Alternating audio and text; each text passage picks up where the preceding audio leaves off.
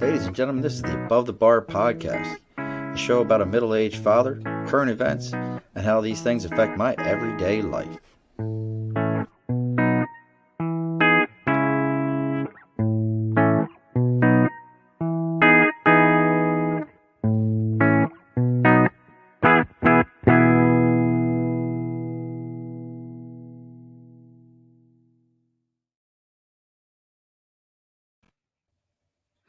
Alrighty, folks, welcome to another episode of the Above the Bar podcast. It's your host, Sean. As you can see, the background looks just a tad bit different. We've traveled to the mothership. We're up here in Glens Falls. We came up to see DW, hang out for a little bit. If you missed it, we were just on his show, did it today with DW, so make sure you get a chance to check it out. As always, before we get going here, I want to remind everyone about sticker and a cause. You don't see my clock behind me, so I can actually point anywhere this time, and it doesn't look odd. Sticker and a cause. If you have any kind of cause, and that's something we're going to talk about today. This is Sexual Assault Awareness Month. This is something we need to think about, especially. It doesn't matter what today's climate is. It's every day. Something you need to think about. But if you have any kind of a cause, whether it's another podcast that you're doing, a sports team, if you've got a sticker, send me a message, slide into my DMs and send me a message. And I will go ahead and read your cause on my show and put that sticker up so that, again, sticker and a cause, everyone gets a chance to see what you've got going on and hear about it. But today we have a very special guest, a very wonderful lady that was so kind enough to come on. And I'll give a little background Miss Rima, say hello. Hi, everyone. And thank you for having me on your show. Absolutely. I'm excited, looking forward to it. And we're looking forward to talking to you. So interestingly enough, so I contacted Rima because I have daughters, and I've told a bunch of my friends, take a minute, listen to today's show, because we're talking about human trafficking, sex trafficking, whatever term you want to use. And I'll throw out some stats that I found, and hopefully, Ms. Rima, you'll tell me if I'm correct.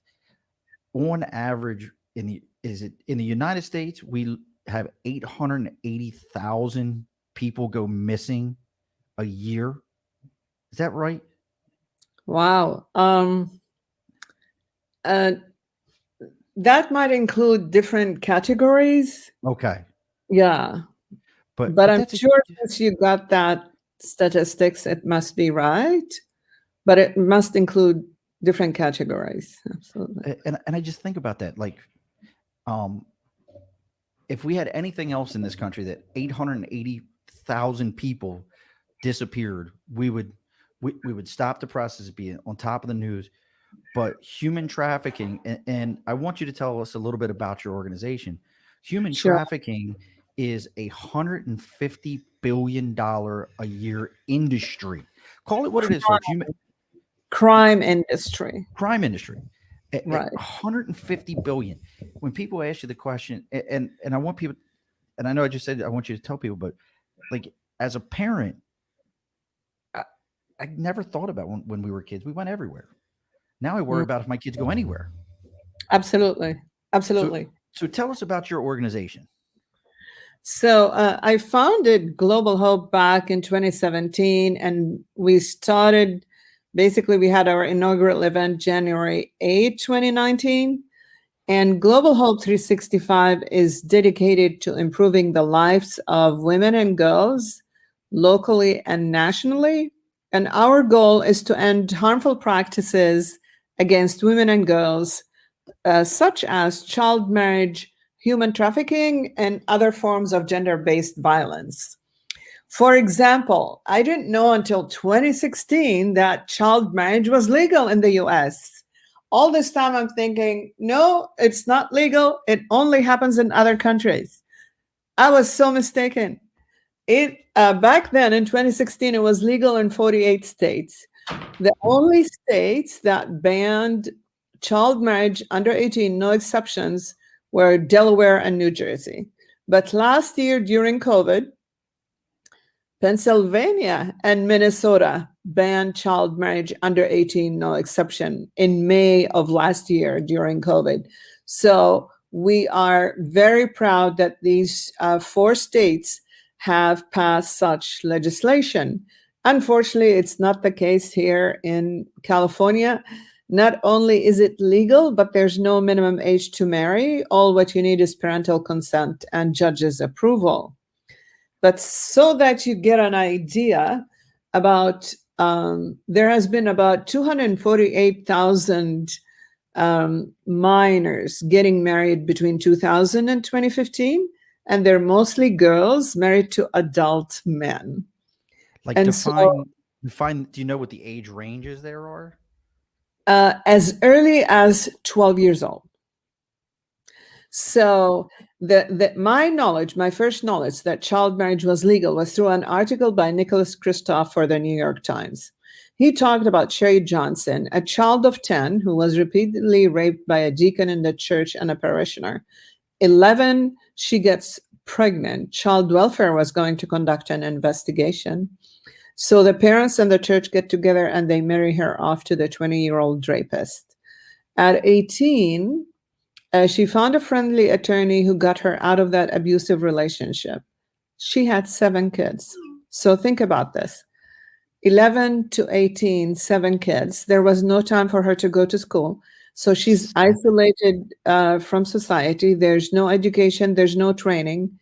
And she tried to go to a shelter, but shelters do not accept women or anyone under 18 because of liability. And we work with 4 of the survivors that we work with. They all try to go to a shelter because because of the age differential, so you have a power also differential. And so there's a high propensity of domestic violence. The American Medical Association came out against it, passed a resolution at the end of 2019 against child marriage because it said minors who get married below the age of 18 have high propensity of sexually transmitted diseases, infant and maternal mortality, domestic violence, and other diseases, more than women who marry at the age of 21 or over. And so when Sherry Johnson received that divorce, and all 4 of the ones we work with have tried to go to a shelter because of the abusive relationship, because of the power differential, the age differential. They were turned away because they were under 18. And so they were told to go back to their parents while we're married. Go to a youth shelter. We can't. We have kids. So some of them ended up on the street in an apartment with no electricity. And for fear that somebody will know the way they were living and they will take the kids away into the system. And one of them had to go to the abusive relationship because she didn't want her kids on the street. But she was able to finally get a divorce and keep the kids. But some of them are now in their 40s and 50s. Until now, they have nightmares and they seek counseling. And so they're very active in advocating to change the law in the US nationwide. And so they're working with us here in California, and we work with them in other states too.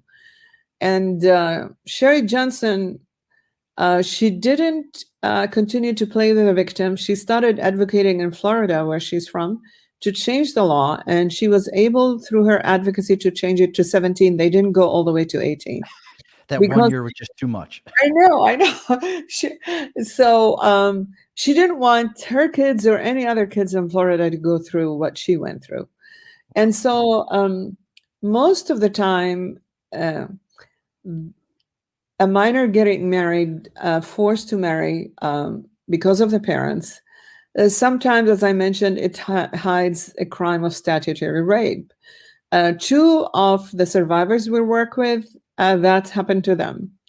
One of them, the parents left her with a friend of theirs. They went out of state. They left her there to continue to school. And she said they left her with her nanny, quote unquote. It was a male. And she was sexually molested, and she became pregnant at 13. She was forced to marry the 38-year-old man by the parents because 38. otherwise they would have faced a child endangerment and child endangerment and abandonment, a crime. And so she was forced to marry. So globally, we have 40 million people in modern day slavery. 25 million of them are in forced labor, and 15 million approximately are in forced marriage. So And wait, so, hold yeah. on for those numbers. Hold on a sec. So go back to did you say 25 million people are considered in slavery still? Yes, that's globally. Absolutely. I And don't even 50 know how to. in Wow. forced marriage, yes. And 1 in every 4 victim of modern day slavery is a child. And so that's why Global Hope 365 is all about preventing future victims from happening, either child marriage or human trafficking, because we don't want anyone, especially women and children, to go through that trauma. And don't get me wrong, victims of human trafficking are also male, they're also young adults. So it's not just females, but also male. And I do 10 to 12 speaking engagements a month to raise awareness. And when I ask people, what do you think is human trafficking? They think that it's all these foreign women that are brought Right. into the Right. US. It's not. 90% of women and girls in sex trafficking are US citizens. Now, is that just in the US or is that globally? No, this is in the US. Okay, in the 90% US. Okay. in the US, 90% of women and girls in sex trafficking are US citizens. Well, because the And so movies make us think it's the other way. they traffic, I know, they trafficked in the area, the same area they live in. And people think it's like the movie Taken, they get kidnapped. It's a very small percentage where women, male or female, get kidnapped. But most of the time, unfortunately, victims are trafficked by the people that are closest to them. They could be parents, siblings, intimate partners, friends, and associates. And so people need to be very careful. And traffickers and pimps do not care, they don't discriminate. And see Because, that I yeah, gotta I want to redefine a term right there because you just said something and it wasn't registering my head when you kept saying human trafficked and who they are. This is almost more of a level of pimping somebody out, to use a more street terminology for it. But absolutely, but absolutely. that's another side of this and that's why because I'm sitting here in my head like I couldn't imagine somebody being grabbed and taken across state lines. How could they stay in their own neighborhood, in their own community? Really, it's somebody prostituting them out, even. Wow. Right. But the way they approach them these days is through social media, the internet, through social media, through chat rooms, game rooms, messages. I mean, it's phenomenal. They groom them. It's called grooming. So they look out for the people who are unaware of trafficking tactics, right? And they look at unstable or unhappy home life.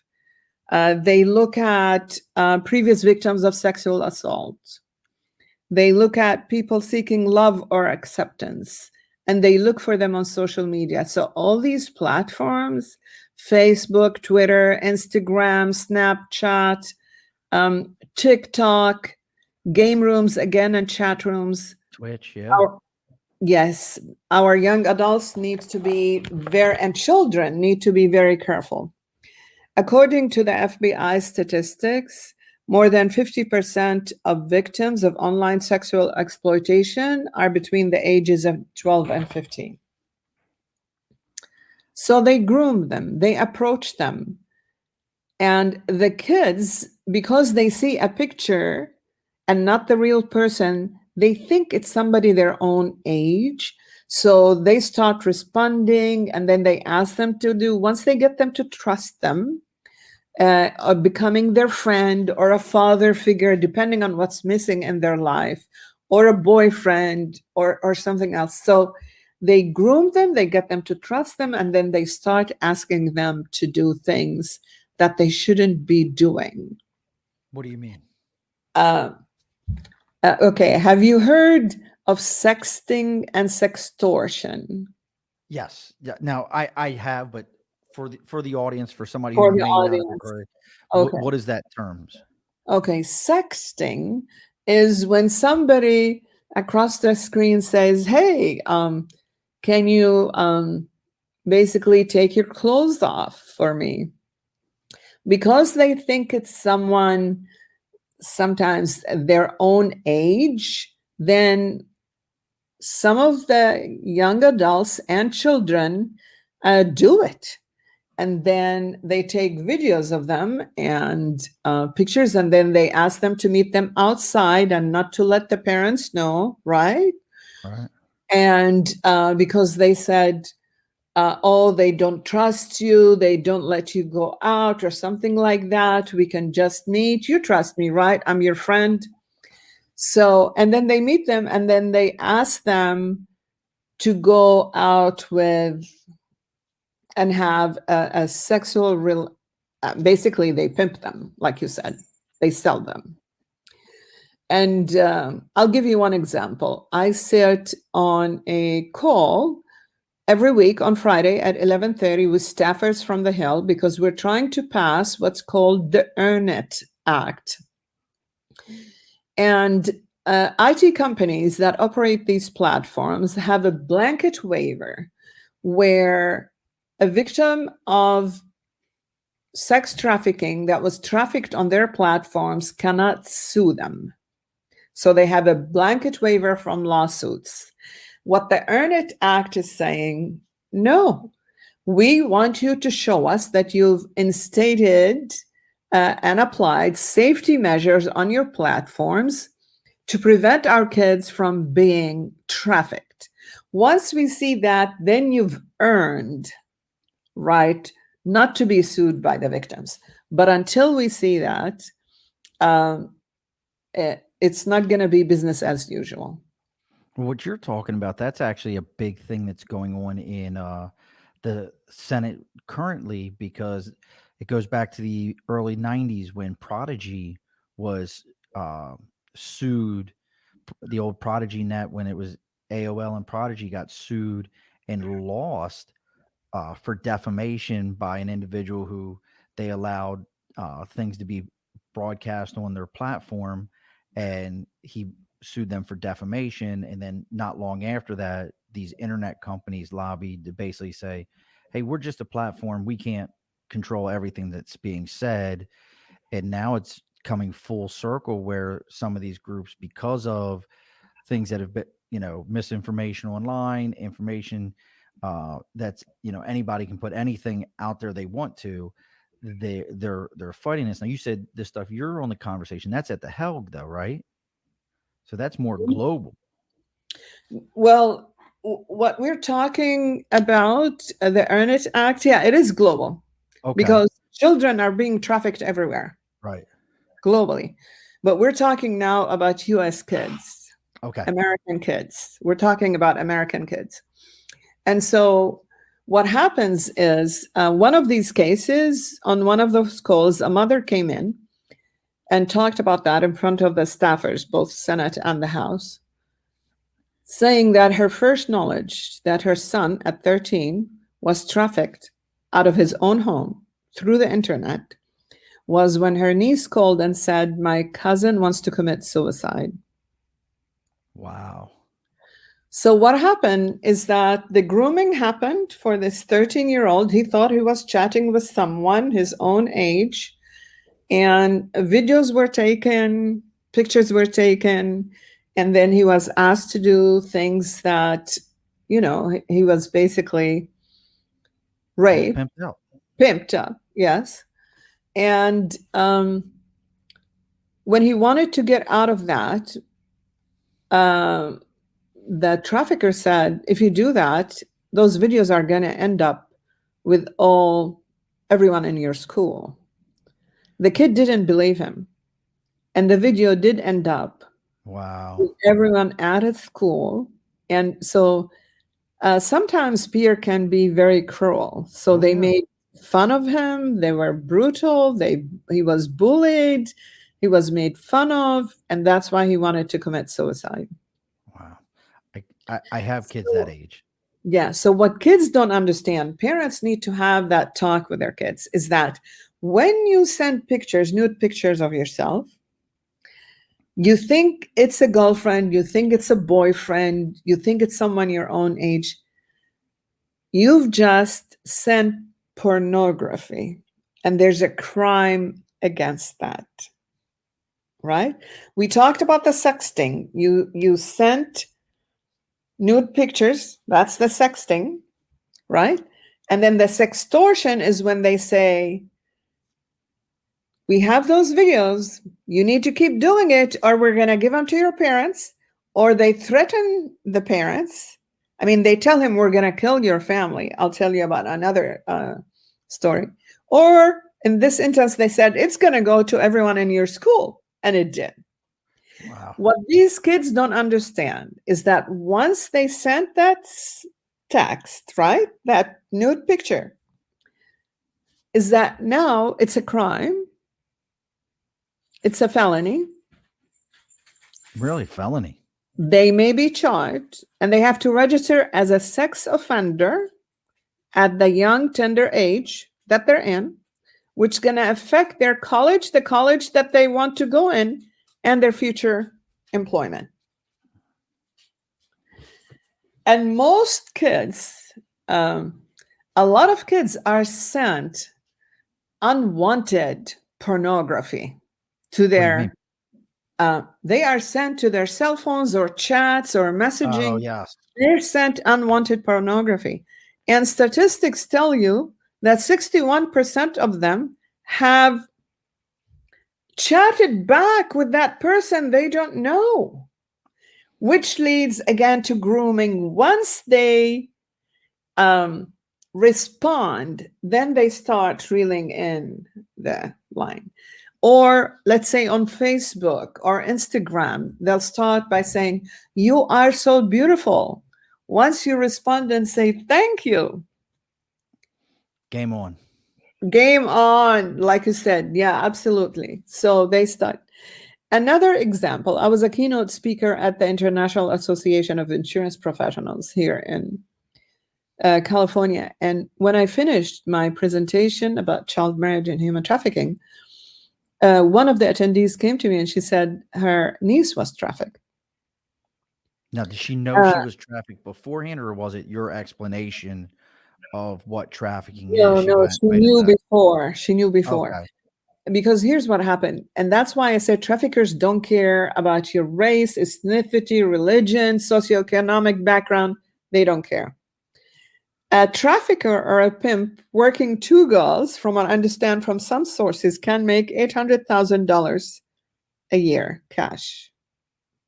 And please, people, don't get any ideas. Don't get any ideas. 800,000 cash. That's why it's $150 billion crime industry, and it's the fastest growing.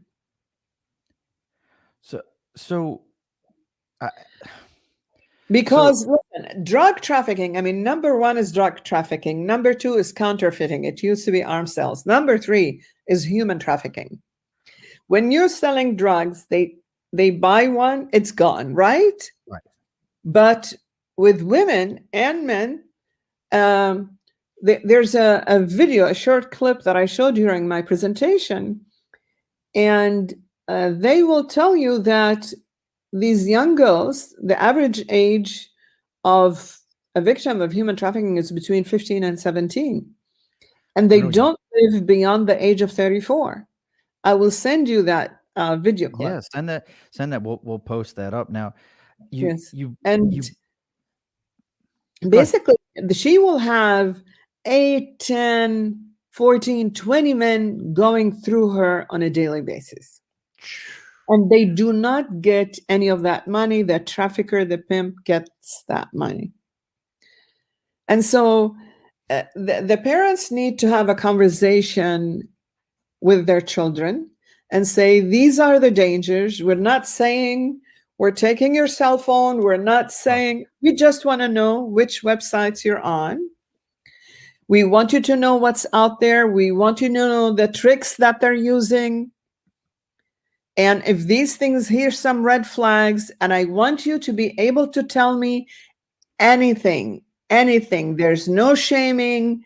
There's nothing. Just, I want you to be safe to tell me whatever is happening to you. See, now you hearing it from this angle,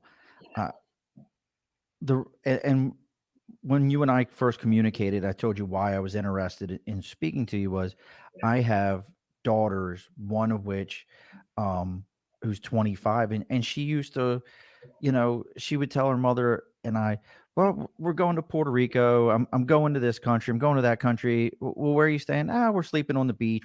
And I had the mentality of, like you said, the movie Taken, like at any minute I'm going to get a phone call that's like, Dad, I'm under the couch. And I'm going to be like, where are they? Tell me. Like, and go through this whole thing. And that's my mentality. My mentality wasn't, no, it's somebody 2 streets over that you have no idea is doing this, and they're going to traffic your child right there in your community. And I'll they're tell going you to another example. Traffickers and pimps are in our high schools and middle schools. Excuse me? They are in our high schools and middle schools. They'll wait outside in a car, look for the young girl who's walking alone because they know she's not part of a group. So there's a case of self-esteem there going on. And they groom them. And then they get raped, and then they're put into sex trafficking. And so here's some statistics. Around 20% of parents do not supervise their children's internet use at all. 52% of the parents moderately supervise the internet use by their children. But 71% stop supervising the use of their children of the internet after the age of 14. Yet 72% of all internet-related missing children cases happen between involved children who are 15 years or older. Wow. And there are applications out there that parents can use. I'm sorry. Tell them you're on a show. Tell them you're at the bar right now. You can't talk to them. I actually put my phone on do not disturb. So I'm sorry about that. I can't believe this is happening. Rima, it's okay. I thought it was funnier just to say, tell them you're at the bar right now. You can't talk to them. You've bellied up to the bar. You cannot have this conversation. You've bellied up to the bar. You can't have this. Another thing of those Zoom moments is right. Well, at least you don't look like a cat. You don't have a giant cat head on right now, like that the lawyer that had the cat head. So, but all these different things, and I guess I never put it, and again, some of the stats you're talking about, and that 90% of the ones trafficked in the United States are American. Initially you think about it and you think, no way, I watched those movies. It's crates full of women from Asia or South America. No way, they're not Americans. We would never allow these things to happen. It's just mind-boggling. Now, a little bit on you for a moment. Have you always been somebody who was advocating for something? Like, has this always kind of been your life of, some kind of an issue in these kind of areas? Or did it just kind of, you read that article and you were like, I'm going to take off running? That's a very good point. I've always been advocating for something, even since college. But human trafficking and child marriage, I decided to do that, as I mentioned, in 2016, after that article about child marriage. But also when you hear about victims of human trafficking, when you hear about, through migrations, either from conflicts or civil war, or even migration because of climate change, the children and the women always end up getting the brunt of it, either through rapes, trafficking, or selling. So human trafficking also not just involves sex trafficking, labor trafficking, but also involves organ harvesting and What is it? Hold on. domestic. Organ harvesting? Hold on. Yeah. I've seen that. Look, we've all heard that urban legend of the guy waking up in the bathtub full of ice. So that's a real thing. Like people would like just, celebrity. This is how, this celebrity has lived forever is, somebody's organ, the billionaire buys the person kind of thing. Basically, yes, because you have gangs and organized crime that basically people are put into this situation where it's for organ harvesting, and it's mostly male. So you you're 80%, yes.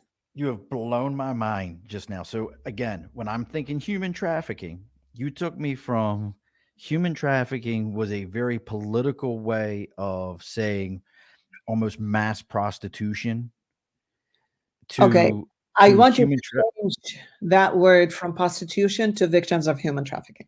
Okay. So now help me to understand because I'll give it to you because we're sitting at the bar right now. In my mind, I feel like I hear that and the point gets across a little bit easier to somebody to say, do you understand that human trafficking isn't just moving people, isn't just forcing someone to go somewhere they didn't want to go or, in some form of slavery, that it's, I'd never had an idea that it could be organs, removed out of somebody's body. But, this idea that if we called it a more abrasive term, people might understand that like this is legit. Because when you say human trafficking to me, I swear to you, Miss Rima, I think of like South America, like we were talking, it's the movie Taken, it's the cigar, it's the big suits, it's the billionaires in the circle room, and the girl. When you say to me prostitution or a pimp, I'm thinking this is dirty, grimy, what it really is. Why wouldn't we want to use that term? We need to use that term, but we need to. There has been a change as far as law enforcement is concerned, because everybody was labeled as a prostitute, whether male or female, and they were thrown in jail. That has changed, not with every law enforcement agency, but the training continues. They are now victims of human trafficking, and they need to be treated as victims. So there's a lot of organizations that trying to help those survivors of human trafficking, be it labor, sex, or domestic servitude, help them pick up the pieces and restart their life. We I'm want to stop any future. We need to raise awareness, educate the public in order to stop future victims from happening. So how do we do that? We can look at some of the warning signs. For example, teachers and parents are asked to look for some of these things. If someone is missing school frequently, signs of drug use, new and expensive items purchased, new or multiple cell phones, changes in behavior. You need to be intuitive with your kids. Disinterest in activities that they used to be interested with. They're avoiding eye contact. Homelessness, a habitual runaway, physical injuries, all malnourishment. I was a speaker at one of the events here, Another speaker was a victim of human trafficking. She moved with her mother from Hawaii to California. They were staying with the uncle.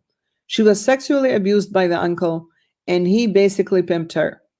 She said, while all the kids were going home to have dinner and do homework, I needed to hit the street and bring in a certain amount of dollars at the end of the day. No one in school until my senior year, a counselor said, "Oh, what are those bruises on your arms?" Finally, somebody said something.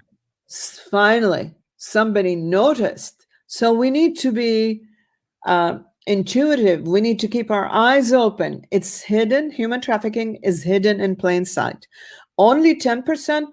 I'm a member of the Orange County Human Trafficking Task Force. And the Sergeant Juan Reveles from Anaheim PD, assigned to the task force, told me early on, only 10% of trafficking is happening on the streets, victims of human trafficking, all right? The rest of it is in hospitality industry, hotels, motels, in home brothels, in massage parlors, in nail salons. So we need to be very careful. We had a deputy attorney general as a speaker in one of our coffee meetups, and we have one coming up this Saturday. And she said, we all have responsibility. She said, including myself. I drive to my mailbox and pick up my mail. No, I should walk. I should look at the homes around me. I should look at my neighbors. If I can see anything out of the ordinary, then I need to basically get to the bottom of it. Another Rima, you got a question there from Jeanette.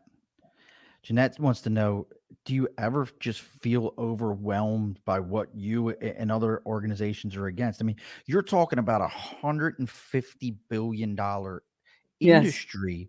And I hate to keep using that. It is a crime syndicate. It's a crime industry. But when you think about it, you can't tell me with that kind of money, and I don't want to get into the political side of it, but there's not pockets being touched, people of influential natures that even though you're speaking, they're going, this is horrible, as they're peeling off bills into their pockets.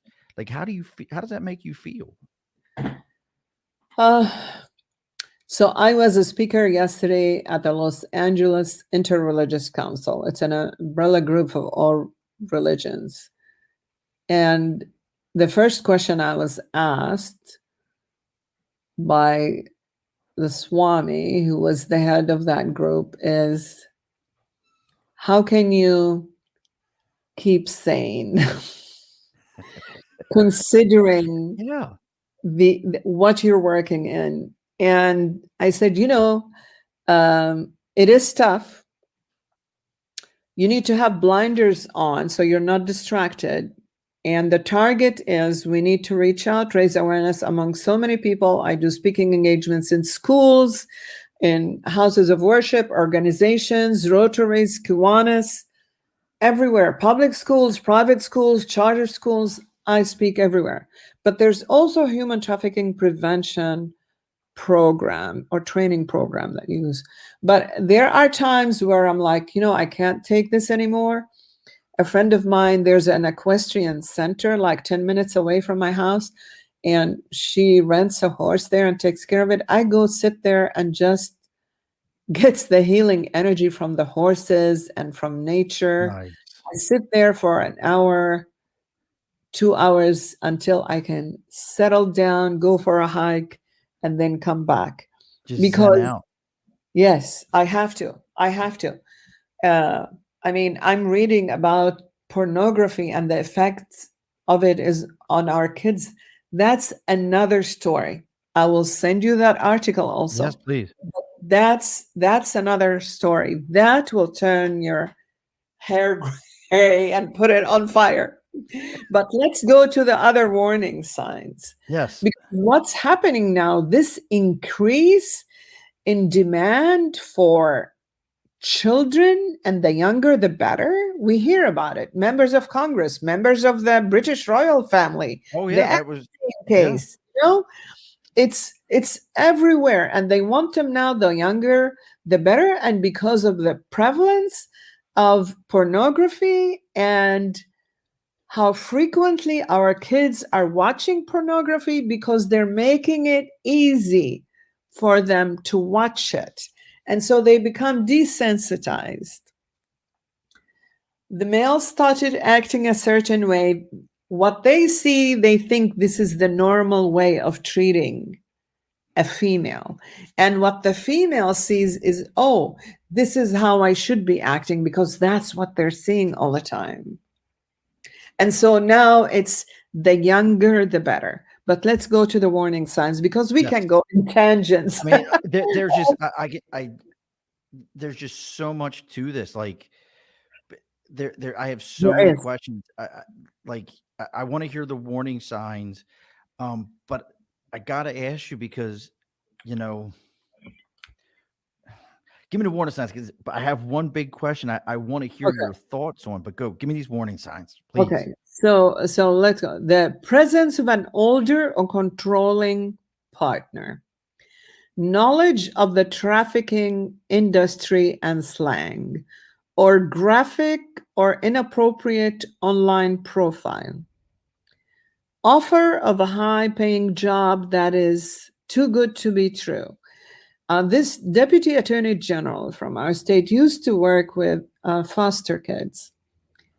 And one kid was trafficked because she saw that her friend has a new phone, iPhone, and an iWatch.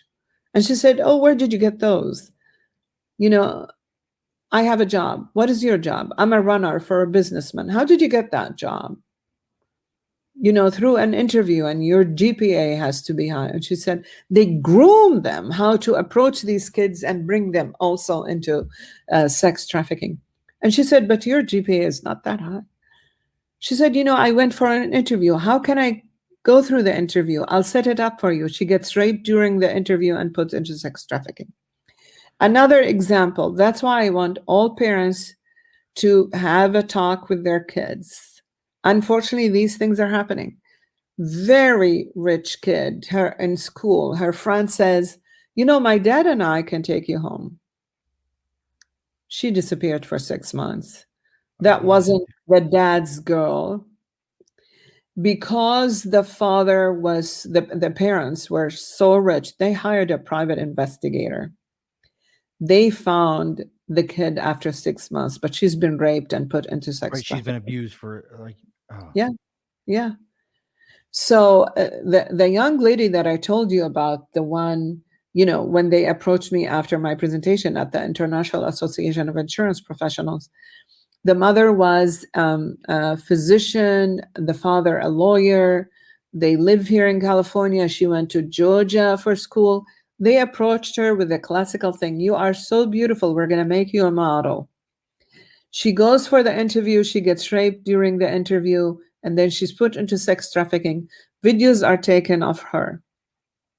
When she wanted to get out of the life, they say, see this video, we're going to show it to your parents. So there is a feeling of shame. That's why I said, when the parents talk to the kids, they say, you need to be comfortable that no matter what happens to you, whatever question you have, you feel safe. You're safe when you come to me and talk to me about it, and I will help. There will be no shaming. There will be no finger pointing.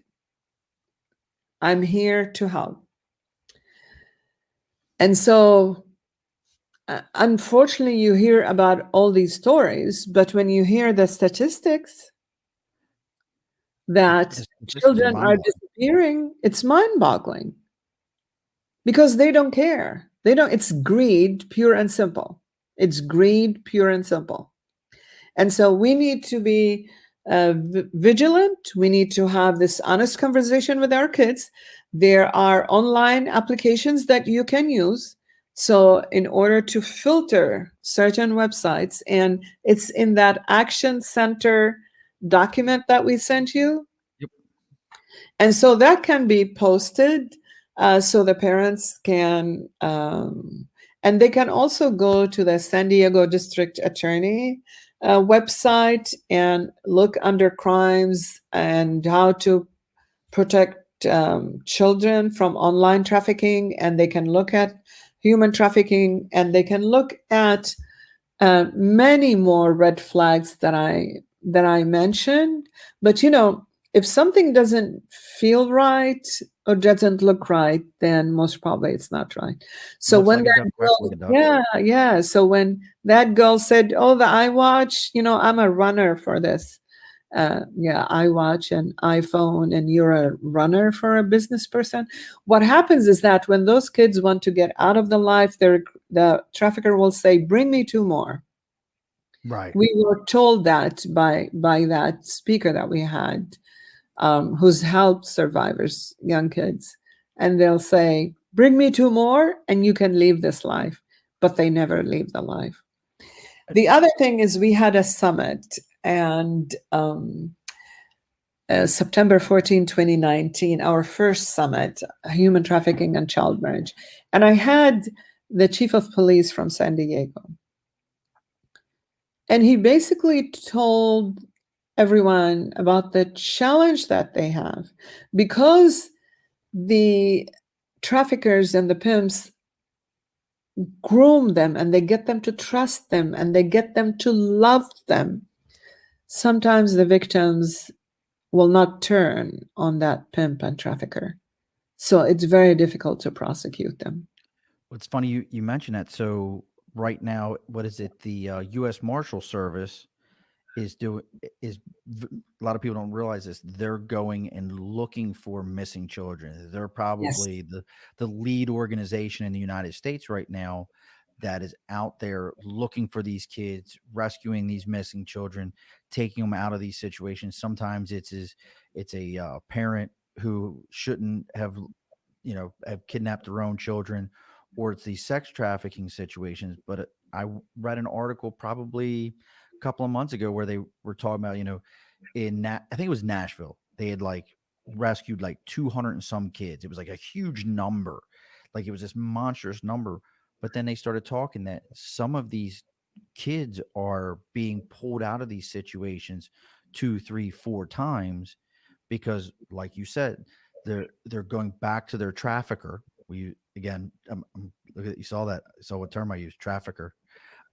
They're going back to their trafficker because, like you said, they feel like that's a better environment for them. That's a better situation than even going home. Like I can't even again. It doesn't register in my head how that works. It depends on the life that they were living in. And because they get them to trust them and they get them to think that they love them and they have their best interest at heart, and that their parents don't love them and they don't care what happens to them, but they do, and they will take care of them.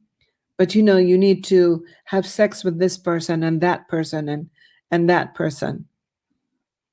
And remembers they're shaming, and they also get them addicted to drugs and alcohol and use violence. There's so many ways to control, not just the psychological means, but also getting them addicted to drugs and alcohol and using violence against them.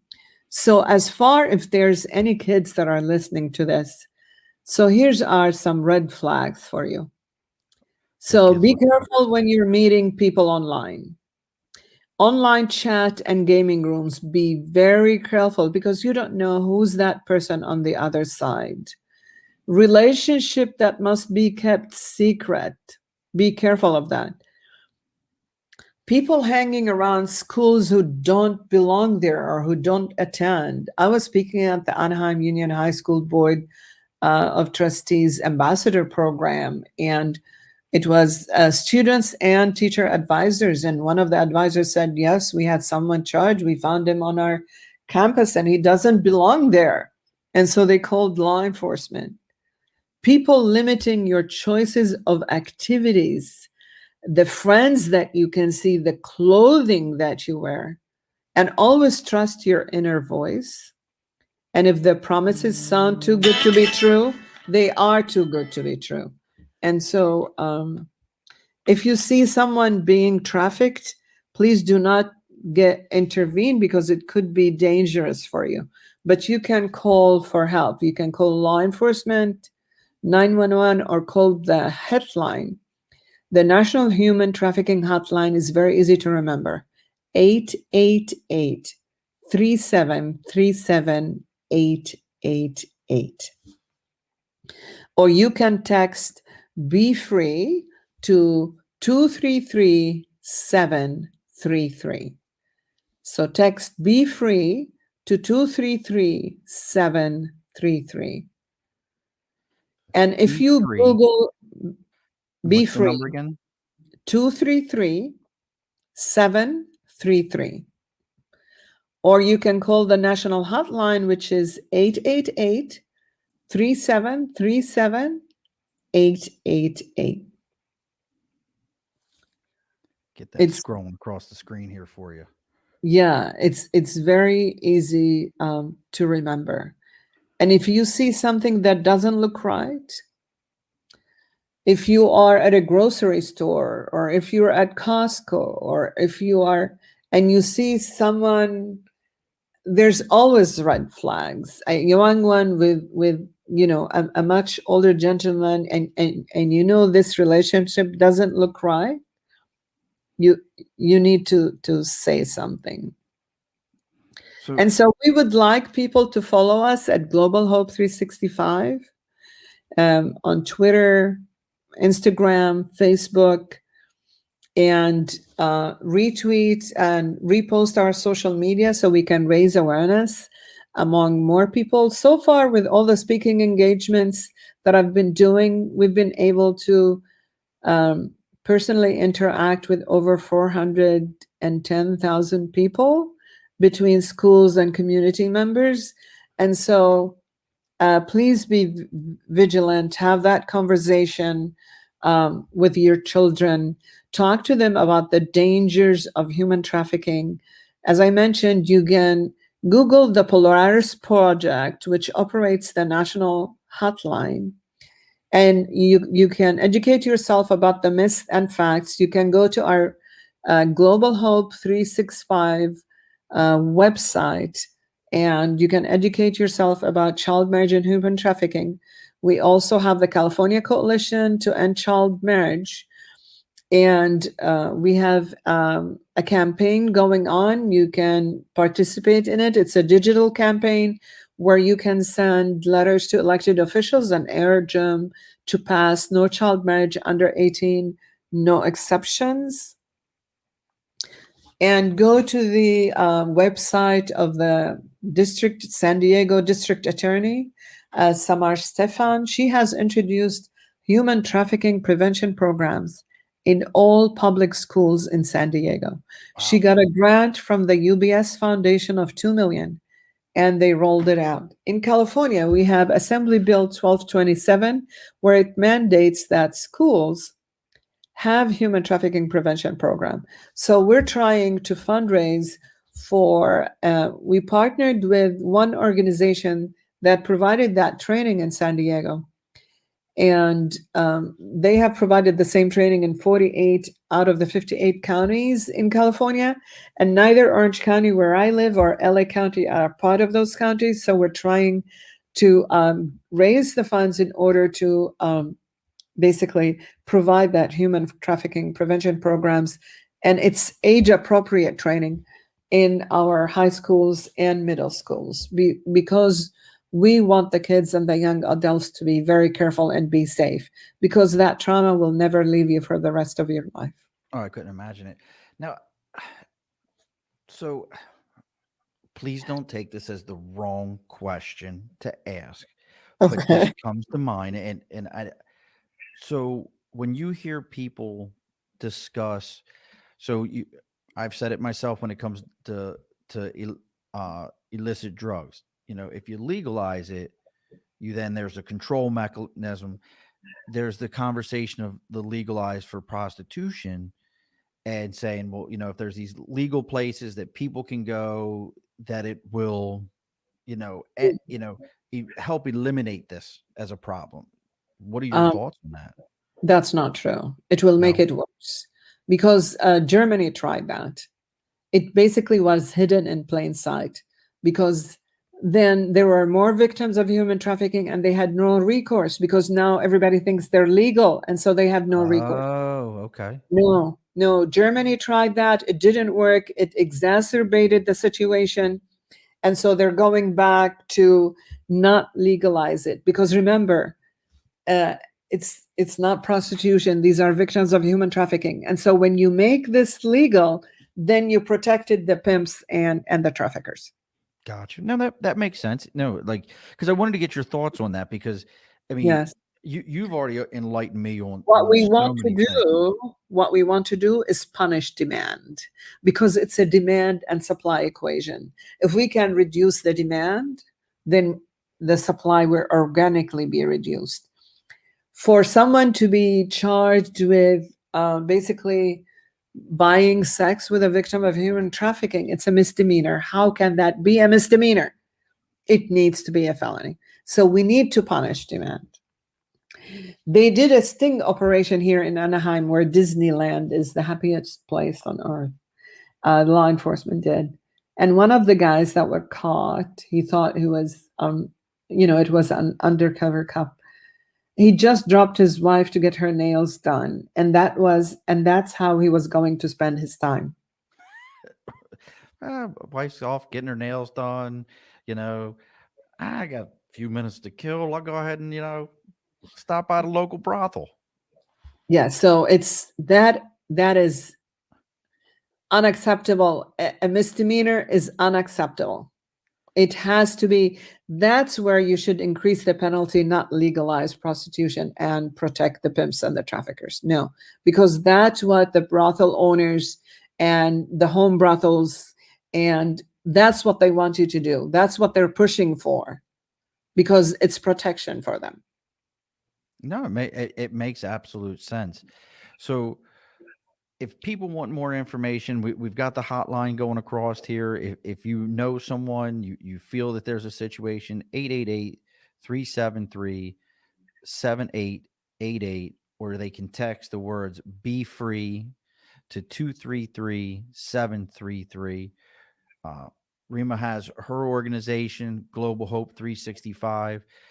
Thinking about those signs as a parent, we all think about, if my kids see, in my mind, I think about, oh, your kid's now wearing sunglasses in the middle of the day. It's got to be drugs. It's got to be I always think about it in those terms.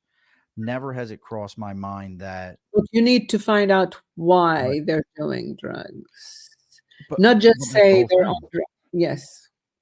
I never would have put the human trafficking element into that as a parent. You've really, you really opened my eyes to this, and hopefully to anyone who's watching right now or listens to the audio, take the time, check out the Global 365 organization. It's global365.com. Is that correct? Globalhope365.org. .org. Remember that it's an org, not a .com, because it's a Yeah. non-for-profit.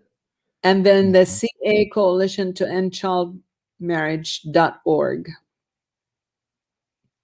Right. So places like Neverland with it being legal is So actually have that discussion with the children, even the young adults. Remember, even 14 to 18, you need to have that discussion.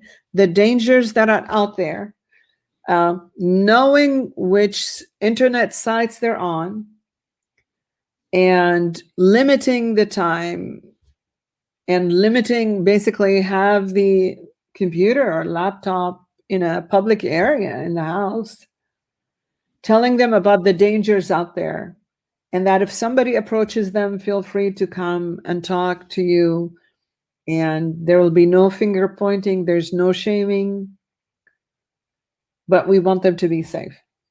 uh, Miss Rima, I greatly appreciate your time and this information. I mean, this has really been very enlightening to me.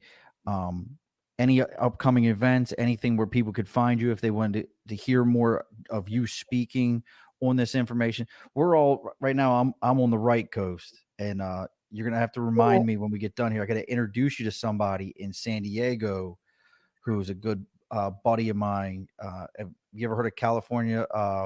Cali Comfort Barbecue. Yeah. Well, that's a good buddy of mine, Sean Walchef.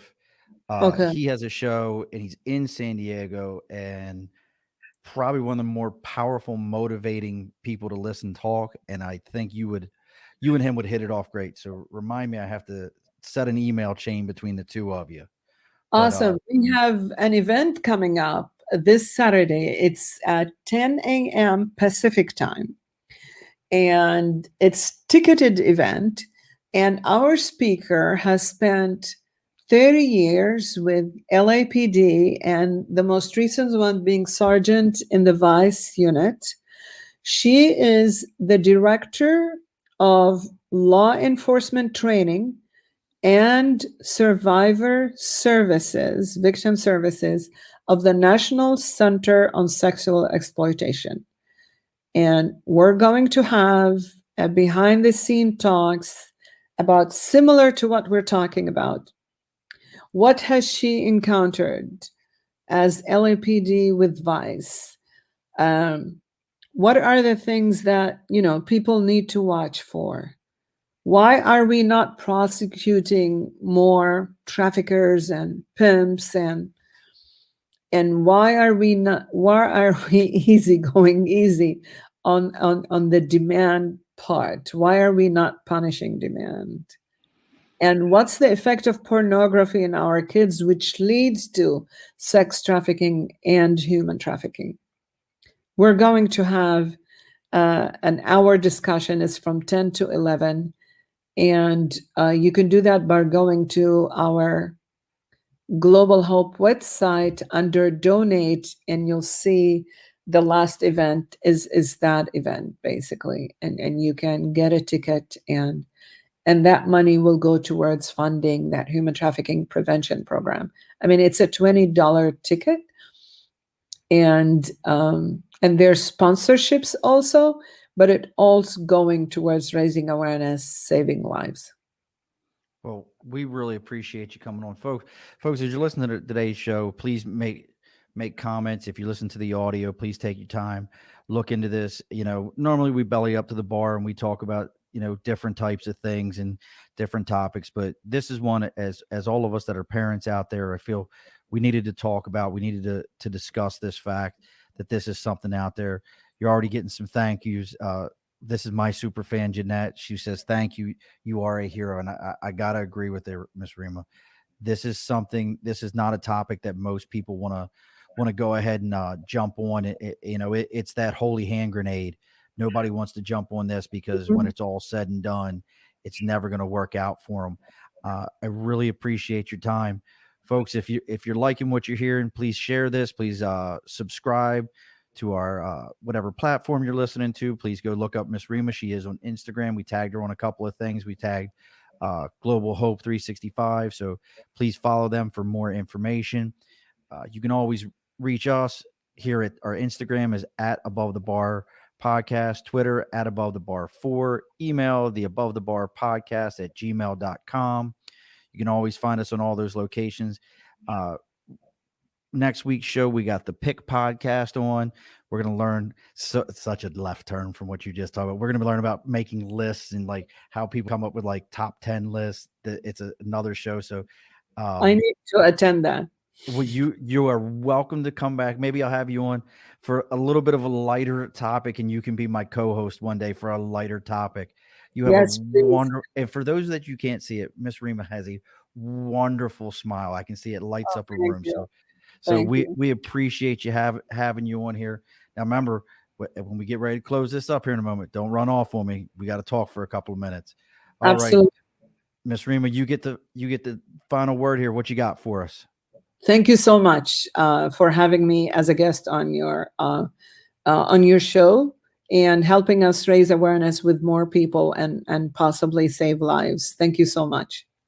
We appreciate having you, and be sure to push your stool in, folks.